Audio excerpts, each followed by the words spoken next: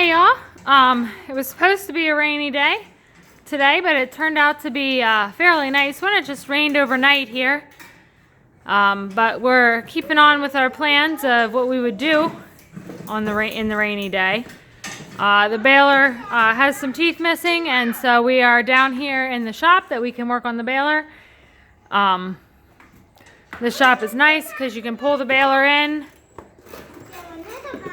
and you can kind of pull right back out. So you can see we're trying to clean up in here, but right now we're working on taking the shields off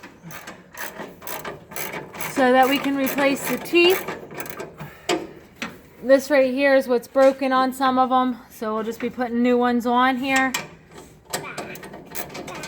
In preparation, we have some more baling here to do as soon as it dries out.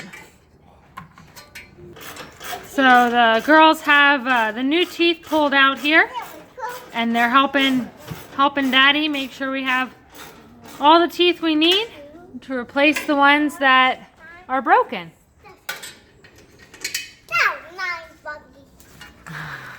This one. Dad,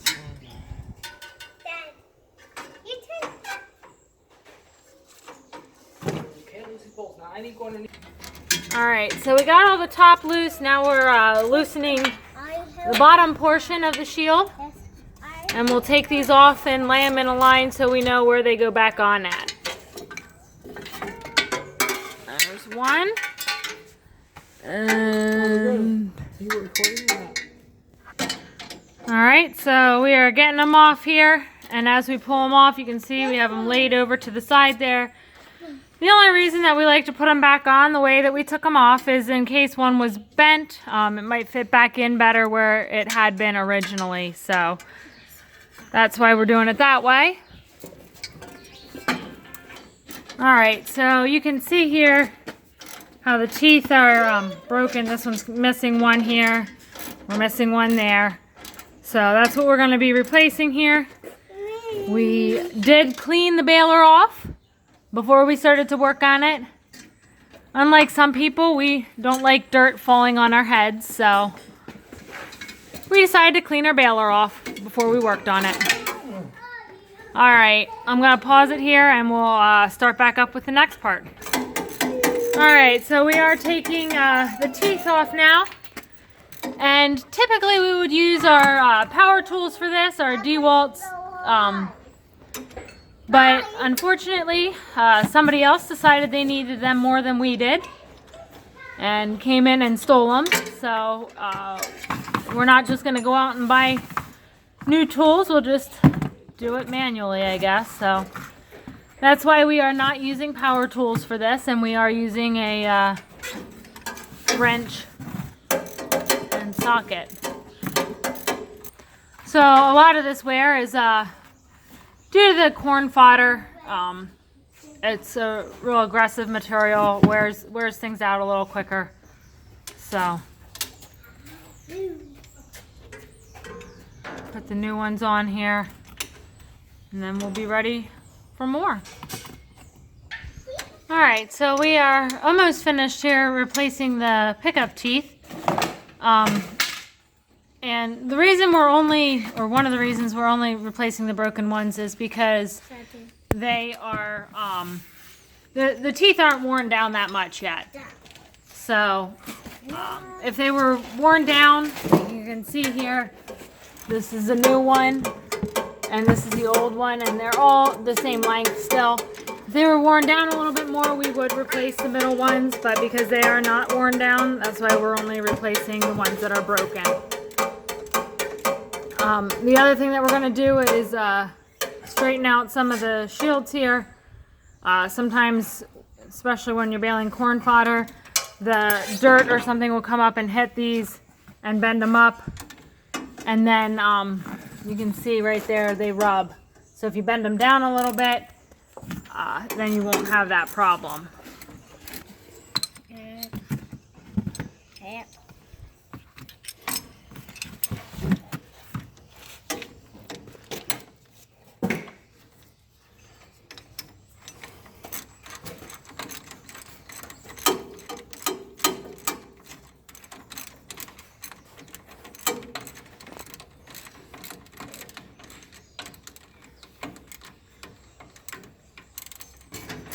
Alright, so we stuck them in here. We got the bottom bolts all tight. Now we're tightening the top ones. While the farmer was underneath, I was able to put the bolts in up top, get them started for him so he can just quickly come through and tighten them down. Then we will go ahead and spin the teeth, see if it's rubbing anywhere, and straighten out any places that it's rubbing so that we can get it to spin nice and freely. Alright, so we're just about done with that. We will use this sledgehammer to straighten the rings out here. Just a light tap on the top will straighten them out and get them where they need to be. So we'll go ahead and you can hear it squeaking and it's not moving. So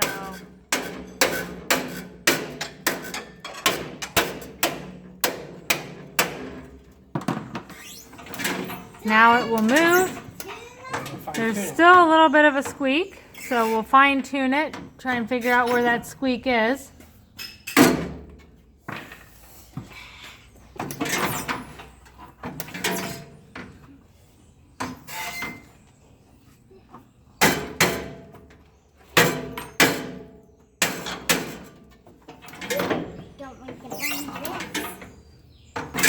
Alright, so you can see here how much easier they spin than what they did when we started. So we're pretty happy with that.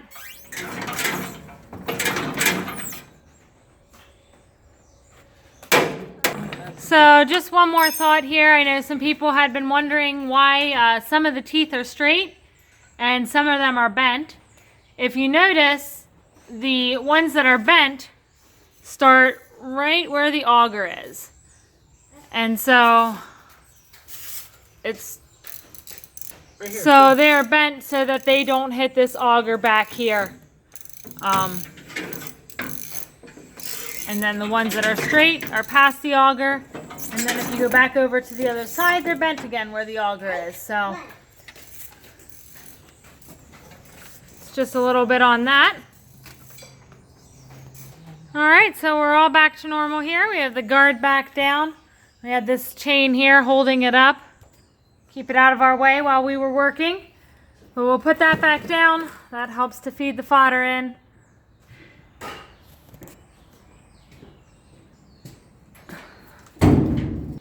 We also did check to make sure that we had enough baler twine in it. Just a few thoughts here at the end. Check us out on Instagram, the Farming Life 1. It's an Instagram account that we have attached to this that will give you updates, some updates that we don't do here on YouTube. Also, later today, we will have a website up that you can go and purchase the Farming Life merchandise. Along with that, we will finish out some of our other projects that we were working on. So we'll finish out some of our other projects that we were working on here. Get some loose ends tied up here with another video later today. The other thing with the website for the merchandise, we will have ELM merchandise on that as well. So be tuned for that. Check out the Farming Life 1 on Instagram. And that's where we will post the link first, and we will have a video later on YouTube that will have that link as well. So stay tuned here. Some exciting things coming up. And again, check us out on Instagram and stay posted for that link for our website with merchandise. I think we're going to start out with some t-shirts, coffee mugs, hats, and then we'll build from there. So, as always, thanks for watching and have a great day.